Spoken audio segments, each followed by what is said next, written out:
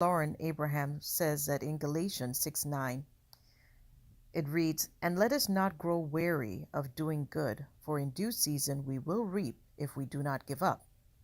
It is hard to be patient when the world that we live in is an instant world and we're used to things happening now for now.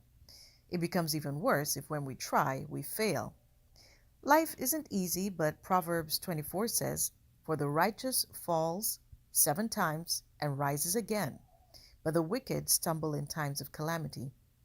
We get persistence if we work towards it, and if we ask the Lord for the strength to persevere, if we ask Him for the strength to persist. So continue to work to achieve what He's called you to do. And that's what I'm going to do too. I've got my sketch to where I think I'm happy with it, so I am off to the paint party.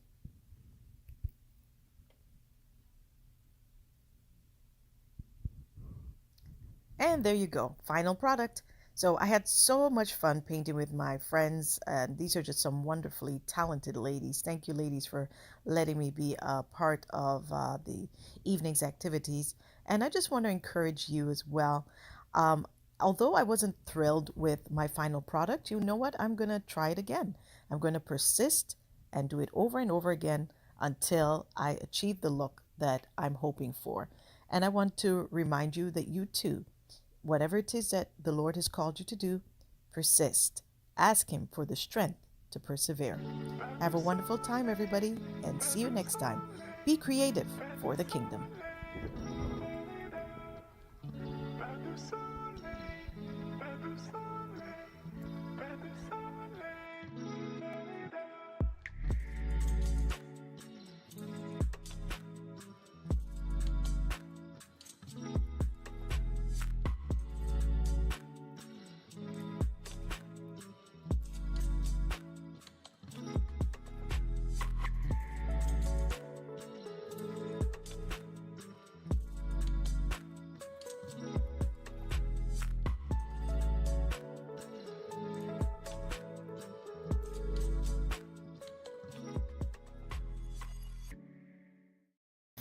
Hi, everybody, and welcome to Art and the Word. I'm Nicole Georges Bennett, and this is my co-host, Dominique Bennett. We are so happy that you decided to make our show a part of your day. And of course, this show is all about being creative for the kingdom. So it's about developing and exploring your God-given creative and artistic abilities. And not just for His glory, which of course is the most important thing, but also so that you can develop beautiful things for your home and for friends and for loved ones. So today, we are going to jump back into the world of adult coloring. Now, you might remember that I actually gave you like a brief introduction, and we had that acrylic pen marker review that I did on just a sheet of an adult coloring book. But we went into the Dollarama, or our local dollar store, and we found out that they have these huge posters. So, show them the poster. Look at the size of this thing. So we figured that we would make this into our summer project. So we are going to make this as fancy looking as we can, even though it is from the dollar store, and hopefully we can turn it into a work of art. So we do hope that you will follow us through the summer to see how it turns out. We don't actually have a plan because we haven't actually seen what the whole scene is yet. So for the very first time, what we're going to do is unfurl this, and we will see it for the first time, and you will get to see it along with us. And then we'll come back and we'll probably talk about the color schemes and what we think would be a good palette for this. So stick with us. We are going to do the grand unfurling.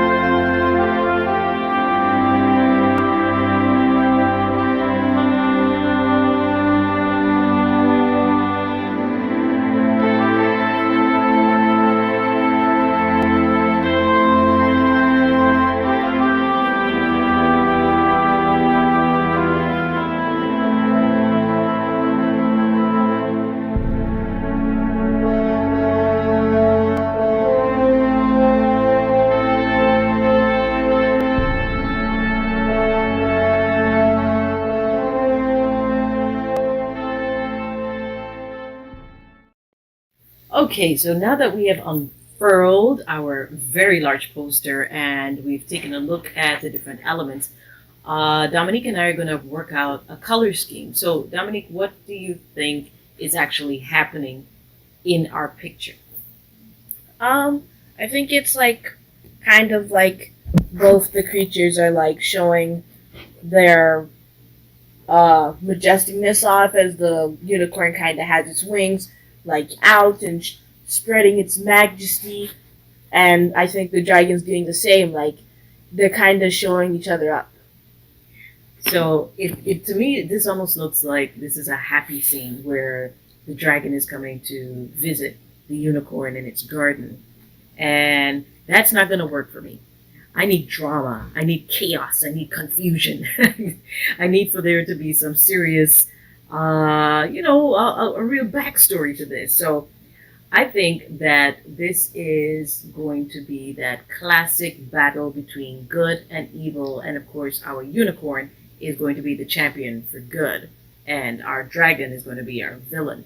So that's going to influence how we're going to color this particular poster. So with that in mind, what colors do you think we should paint our unicorn and our dragon? I think that our unicorn should be shades of yellow, gold, and white, and I think our dragon should be shades of dark blue, metallic color, and maybe some lighter blues. Sounds good, sounds good. What color do you think our castle is going to be? I think our castle will be gray, like a typical castle, and I think that we should make the doors contrasting colors, so like brown, to give it a more medieval look. I think even bronze, to give it a sort of metallic, the metallic look of yesteryear, so to speak. So we also have flowers. Now you notice that we have flowers both on the dragon side and on the unicorn side. The ones on the unicorn side look more, I would say, just more simple, whereas the ones on the dragon side seem to be more complex. I see like roses and, some other types of flowers. So what we're going to do is we're going to paint them in the same colors, but deeper tones on the dragon side. So for example, if we're going to have pink on the unicorn side, we're going to have red, scarlet red on the dragon side. And again, that's in keeping with our good versus evil theme. Let's see, what else is in this painting? So we've talked about the castle, we've talked about the dragon, we've talked about the unicorn, we've talked about the flowers. Oh, flames. Yep. So flames, pretty straightforward, I think. I don't think we're going to do anything crazy with the flames. And we also have this huge circle sort of framing the castle. And there's clouds and there's a moon and all of that. So we're going to make the background midnight blue so that all of the silver and the white tones that we're going to use for these concentric circles is going to really pop. And the clouds are going to pop, and hopefully the moon will pop as well. What else is in this picture? What have we forgotten? I think that's it. That mostly covers it. Yeah. So we have a plan. We know what we're going to do. So let's talk about our story here. So like I said, the whole dragon going to have a tea party with a unicorn, that doesn't work for me at all.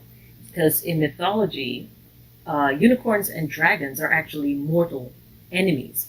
So I actually saw this one thread where it talks about the unicorns are like horses, and horses don't like snakes, right? They have a fear of snakes. I'm going to try to say this word. It's ophidiophobia. Ophidiophobia, yes. Fear of snakes, and also herpetophobia, fear of reptiles. So here we have a unicorn, which is basically a fancy horse. It has a fear of snakes, it has a fear of reptiles, and then we have a dragon. So it's pretty obvious that the unicorn and the dragon are not going to get along. Now, also horses in most of the stories are prey. and like cows and other livestock. So yeah, I don't think Miss Unicorn is going to be very happy with this dragon trampling all up in her garden. So there are going to be some consequences and repercussions coming from this intrusion. And of course, we have to kind of look at it through scriptural eyes as well. Revelation also refers to Satan as a dragon, as a metaphor.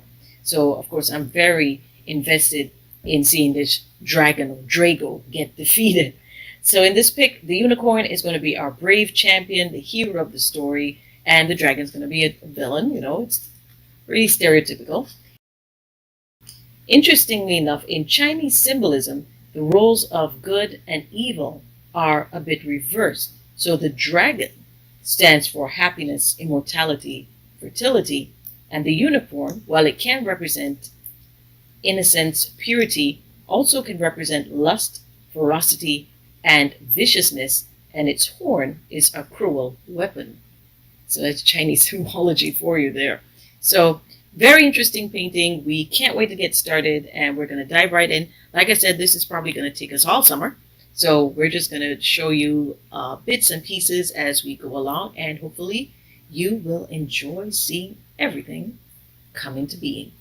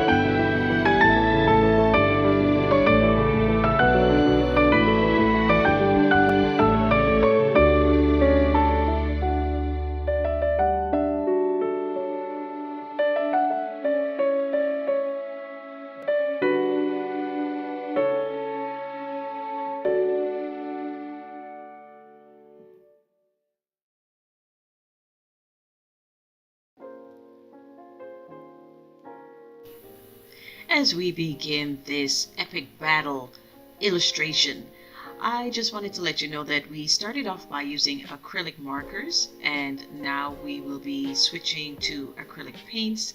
You know, just had to fall back on tried and true. The acrylic markers do work very well. I just thought that we wanted to achieve some different textures and looks on this particular poster. So here we are working away.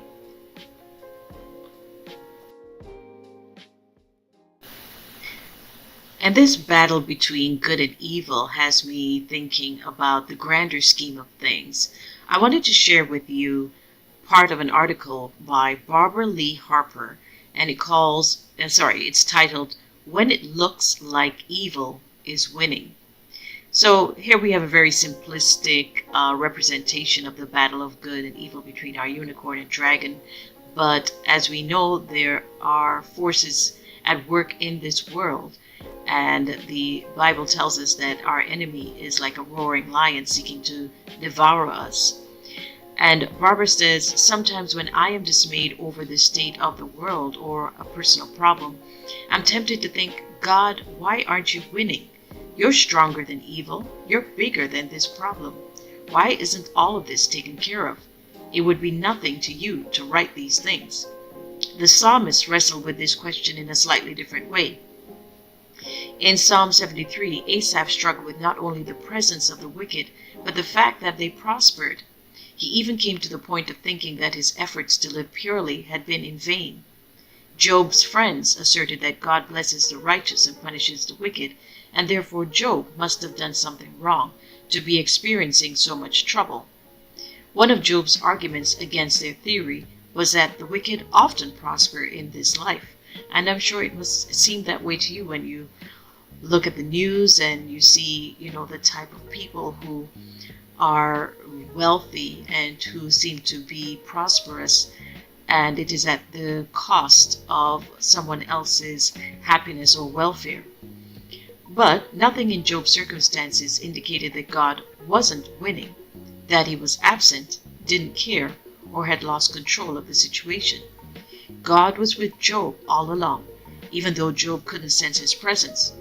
God displayed mercy and compassion to Job, even though it looked different from what we might expect. All of the physical material blessings that God restored to Job at the end of the book are the items that he once again lost at the end of his life. But through the first loss, God taught him eternal truths and drew Job closer to himself. Job's relationship with God and the spiritual truths he learned would affect the rest of his life. Though it might have looked like Satan was winning, God was working out his own purposes. Barbara says, I love the Psalms for their honest emotion. Whether the psalmist faced personal danger or lamented the seeming triumph of evil in the world, they brought their own thoughts and those of their listeners back to the truth they knew about God. Psalms 10 starts off, Why, O Lord, do you stand far away? Why do you hide yourself in times of trouble? But the psalmist reminds himself, What do you see? For you note mischief and vexation, that you may take it into your hands. To you, the helpless commits himself. You have been a helper of the fatherless. The Lord is king forever and ever. The nations perish from his land. O Lord, you hear the desire of the afflicted. You will strengthen their heart. You will incline your ear to do justice to the fatherless and the oppressed, so that the man who is of the earth may strike terror no more. When God seems far away, we remind ourselves of the truth we know about him and his word. He sees what is going on. He loves us. He will deal justly. He might be waiting to answer for a number of reasons. We ask him to search us and show us anything that might be hindering his answer to our prayers, and we rest in his wisdom, love, righteousness, and strength. Trusting that God has control of the situation doesn't mean inaction on our part.